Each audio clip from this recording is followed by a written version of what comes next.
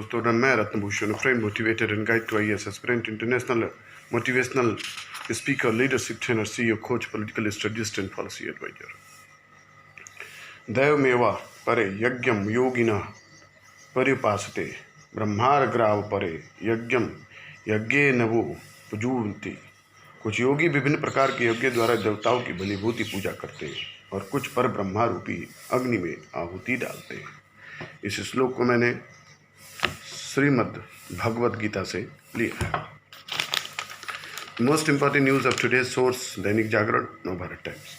दिल्ली में रेल पटरियों के किनारे से 3 महीने में हटाया जाए झुग्गियां। सुप्रीम कोर्ट अदालत ने कहा इस काम में राजनीतिक या कोर्ट की दखलंदाजी नहीं हो। सुप्रीम कोर्ट ने रेल पटरियों के किनारे लगे कूड़े के ढेर, अवैध निर्माण झुग्गियों के प्रति सख्त रुख अपनाया है। कोर्ट ने दिल्ली में रेल पटरियों के किनारे 140 किलोमीटर के मार्ग पर स्थित 48,000 झुग्गियों को हटाने का निर्देश दिया। कोर्ट ने रेलवे सेफ्टी जोन में हुए अवैध निर्माण और झुग्गियों को 3 महीने में हटाने का आदेश देते हुए साफ किया कि इसमें किसी तरह की राजनीतिक या अन्य दखलंदाजी नहीं होगी। कोर्ट ने ताकीद की है कि अवैध निर्माण हटाने पर कोई अदालत रोक नहीं लगाएगी और यदि किसी मामले में रोक का आदेश पहले से जारी हो चुका है तो प्रभावी नहीं होगा। इसके साथ ही कोर्ट ने रेलवे ट्रैक के किनारे लगे कूड़े और प्लास्टिक थैलियों के ढेर को भी हटाने का आदेश दिया। इस पर कोर्ट ने 1 महीने में कार्रवाई रिपोर्ट मांगी है। उम्मीद है कि 3 महीने में दिल्ली की सूरत काफ़ी बदल जाएगी और ट्रेन से दिल्ली आने वाली को काफ़ी सुखद एहसास होगा। 3 सदस्यीय पीठ ने यह आदेश दिल्ली में पर्यावरण एवं MC मेहता केस में गत सोमवार को दिए गए। कोर्ट ने दिल्ली में पटरियों के किनारे कूड़े के ढेर से संबंध में दाखिल IPCA पर्यावरण प्रदूषण नियंत्रण प्राधिकार की रिपोर्ट और रेलवे का हलफनामा देखने के बाद दी। कोर्ट ने संबंधित पक्षों के सुनाने के बाद आदेश दिया कि प्लास्टिक थैलियों और कूड़े का ढेर हटाने के बारे में तैयार की गई योजना 3 महीने में लागू की जाए। इसके लिए दिल्ली सरकार, रेलवे और सभी संबंधित पक्ष अगले सप्ताह बैठक करें और तत्काल प्रभाव से काम शुरू करें। इसमें आने वाले कुछ खर्च का 70% रेलवे वहन करेगा और 30% दिल्ली सरकार करेगी। दक्षिण दिल्ली नगर निगम, रेलवे और अन्य एजेंसियां इस काम के लिए सरकारी मैन पावर निःशुल्क मुहैया कराएंगी। साथ ही SDMC, रेलवे व अन्य एजेंसियों ने ये सुनिश्चित करेंगे कि उनके ठेकेदार रेल लाइन के किनारे कोई कचरा न डालें। इसके अलावा कोर्ट ने सभी संबंधित पक्षों को झुग्गियां हटाने के लिए समग्र योजना बनाने और उसे चरणबद्ध ढंग से लागू करने का आदेश दिया है। कोर्ट ने आदेश में कहा है कि रेलवे के हलफनामे में बताया गया कि दिल्ली क्षेत्र में रेल पटरियों के किनारे 140 किलोमीटर में बड़ी संख्या में झुग्गियां हैं।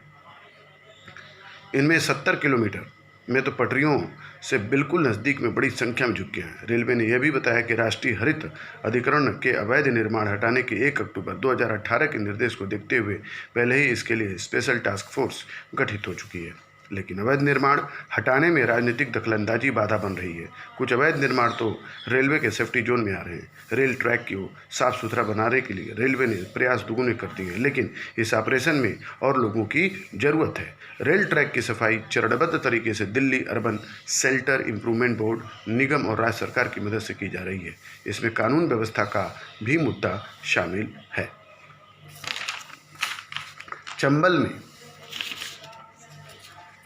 चंबल में बिन लागत राहत दे रहा बीहड़ का ककोड़ा।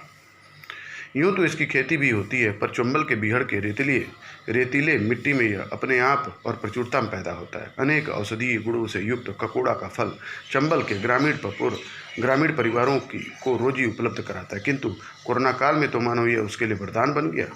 चंबल किनारे 2 दर्जन गाँवों को इससे बेरोजगारी के उन बुरे दिनों में आसान रोजगार मिल जाता। आगरा में पिनाहट से बाह तक करीब 50 किलोमीटर क्षेत्र में बीहड़ है। बरसात में यहाँ एक बेल उगती है। यह करोल की झाड़ियाँ छोटे पेड़ सहित बीहड़ के बड़े हिस्से में फैल जाती हैं। इस बेल में लगने वाला फल है ककोड़ा। इसकी उपज बरसात के दिनों में होती है। इन दिनों ये बीहड़ के लोगों के लिए कमाई का आसान साधन बन गया। उन्हें केवल बीहड़ से इसे तोड़कर लाना होता है और हाथों हाथ बिक जाते हैं। 100 रुपये किलो तक बिक रहा है। इसे ककोड़ा, किकोड़ा, खकोसा भी कहा जाता है। चंबल में ककोड़ा भी कहते हैं। वैज्ञानिक नाम मोमोर्डिका डिओइका। हरे रंग के छोटे फल के ऊपर छोटे छोटे कांटेदार रेशे होते हैं। एंटीऑक्सीडेंट, आयरन और फाइबर युक्त इस फल की सब्जी बनाई जाती है। स्थानीय आयुर्वेद विशेषज्ञ डॉक्टर अशोक जैन के मुताबिक ये करेला की श्रेणी में आता है। इसमें ascorbic acid, carotene, thiamine, riboflavin, niacin जैसे विटामिन के अलावा कार्बोहाइड्रेट, फाइबर और अन्य पोषक खनिज पाए जाते हैं। यह गर्म और नम जलवायु की फसल है। ककोड़ा की खेती विभिन्न प्रकार की मिट्टी में की जा सकती है, किंतु रेतीली भूमि जिसमें पर्याप्त मात्रा में जैविक पदार्थ हो और जल निकासी की उचित व्यवस्था हो, यहाँ सबसे बेहतर होता है। यही कारण है कि चंबल के बीहड़ों की रेतीली मिट्टी में स्वतः उगता है और गुणवत्ता में परिपूर्ण होता है। यहाँ के ककोड़ा की मांग दिल्ली, महाराष्ट्र, उत्तर प्रदेश, मध्य प्रदेश और राजस्थान तक है। विटामिन ए धुए होने से आंखें स्वस्थ रहती हैं। पथरी दिल के रोगों में फायदेमंद होता है।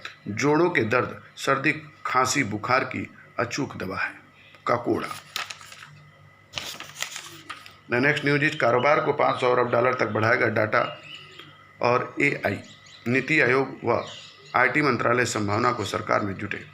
कोरोना बाद के दौर में इकॉनमी को आगे ले जाने में डाटा और आर्टिफिशियल इंटेलिजेंस की अहम भूमिका होने जा रही है। वर्ष 2025 तक देश के प्रमुख 9 सेक्टरों में डाटा और एआई के इस्तेमाल से उनकी कारोबार $500 अरब यानी कि 37 लाख करोड़ डॉलर तक की छापा हो सकता है। इसमें उपभोक्ता वस्तु व खुदरा कारोबार, कृषि, बैंकिंग, बीमा, टेलीकॉम, मीडिया व आईटी, एनर्जी व इंडस्ट्रियल ट्रांसपोर्ट व लॉजिस्टिक, ऑटो मैन्युफैक्चरिंग व असेंबलिंग, हेल्थ केयर व public sector, water treatment, sewer, लोक प्रशासन व सुरक्षा, सामाजिक कार्य शामिल है।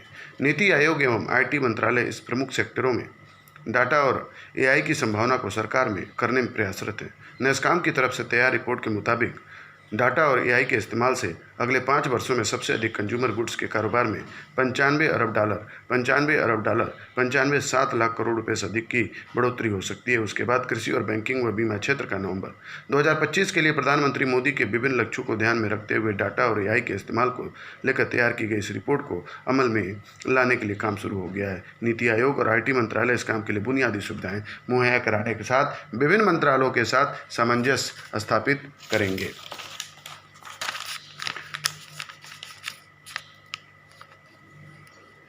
देखता रहा प्रशासन, रेल ट्रैक के किनारे बसती रही झुग्गियाँ।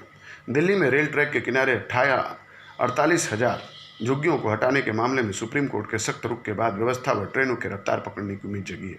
हालांकि देश के बड़े शहरों में प्रशासन की नज़रों के सामने रेलवे लाइन किनारे झुग्गी बस्तियों के बसने की कहानी बहुत पुरानी है। रेलवे की ज़मीन पर नियमों को तिजानदरी देते हुए बसी इन बस्तियों को हटाने के लिए पहले भी प्रयास, लेकिन कानूनी पेच, सामाजिक राजनीतिक दखल व लचर प्रशासनिक रुख के कारण अक्सर वे ढाक के 3-5 हो जाते थे। दिल्ली की 18.9 और चेन्नई की 25.6% जमीन पर झुग्गियाँ। वर्ष 2011 के आंकड़ों के मुताबिक देश के 6.5 करोड़ लोग लगभग 1.4 करोड़ झुग्गियों में जिंदगी बिता रहे हैं।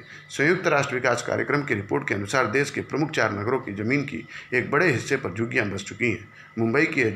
मुंबई की 6, दिल्ली की 18.9, कोलकाता की 11.72, चेन्नई के 25.6% जमीन पर झुग्गियाँ काबिज हैं।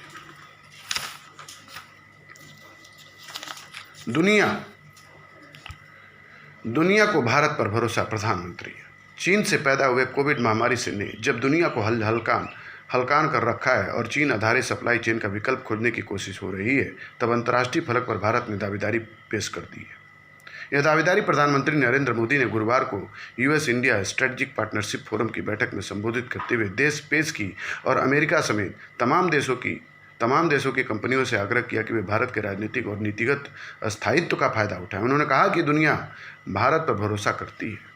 इसका उदाहरण कोविड काल में भी बड़ी बड़ी अंतर्राष्ट्रीय कंपनियों की तरफ से निवेश करने का फैसला है। अनुमान था कि प्रधानमंत्री इस मंच पर चीन के साथ चल रहे मौजूदा सैन्य विवाद को लेकर अपनी राय रखेंगे, लेकिन उन्होंने फोकस कोविड से उपजी आर्थिक चुनौतियों पर रखा। इसके पीछे एक वजह तो यह बताई जा रही कि प्रधानमंत्री के भाषण से पहले chief of defence staff general Bipin Rawat ने चीन और पाकिस्तान को कड़ा संदेश दे दिया था। दूसरी वजह यह भी है कि सरकार अंदर खाने मान रही है कि आर्थिक तौर पर उपजी चुनौतियां भी गंभीर नहीं है और अभी चीन को लेकर जो वैश्विक माहौल बना रहा है उसका आर्थिक लाभ उठाने की कोशिश करनी चाहिए। प्रधानमंत्री ने हाल के दिनों में सरकार की तरफ से जारी तमाम आर्थिक सुधारों के बारे में बताया और कहा कि कोरोना ने हमें सिखाया है वैश्विक सप्लाई चेन सिर्फ लागत पर आधारित नहीं होनी चाहिए बल्कि भरोसे पर भी चाहिए। अब कंपनियां नीतिगत व राजनीतिक स्थायित्व की तलाश में आत्मनिर्भर भारत के जरिए सरकार ने लोकल को ग्लोबल के साथ मिलाने की नीति लागू की है। हमारा उद्देश्य दुनिया की भलाई करना है। हमें वैश्विक तौर पर भरोसेमंद माना जाता है। आत्मनिर्भर व शांतिप्रिय भारत एक बेहतर विश्व के लिए जरूरी है। इस साल भारत में जिस तरह $20 अरब का विदेशी निवेश आया है, उसे प्रधानमंत्री मोदी ने वैश्विक कंपनियों के बढ़ते भरोसे के तौर पर चिन्हित किया है। वैश्विक निवेशकों को उन्होंने कहा है कि वे भारत की सरकार पर भरोसा कर सकते हैं, क्योंकि यह सरकार नतीजा देने में विश्वास रखती है। भारतीयों ने जैसे कोविड-19 को हराने के लिए एकजुटता और हिम्मत दिखाई है, प्रधानमंत्री ने उसकी भी जमकर तारीफ की। उन्होंने कहा कि इस महामारी ने बहुत से क्षेत्रों पर असर डाला है, लेकिन $1.3 अरब भारतीयों की उम्मीदों व आकांक्षाओं पर कोई असर नहीं डाल पाई। कुछ महीनों में ही भारत में कोविड टेस्टिंग लैब की संख्या 1 से बढ़कर 1600 हो गई। भारत पीपीई किट के जैसे उत्पादों का वैश्विक आपूर्तिकर्ता देश बन गया है। प्रति 10 लाख मौतों के मामले में भारत सबसे बेहतर प्रदर्शन करने वाला है।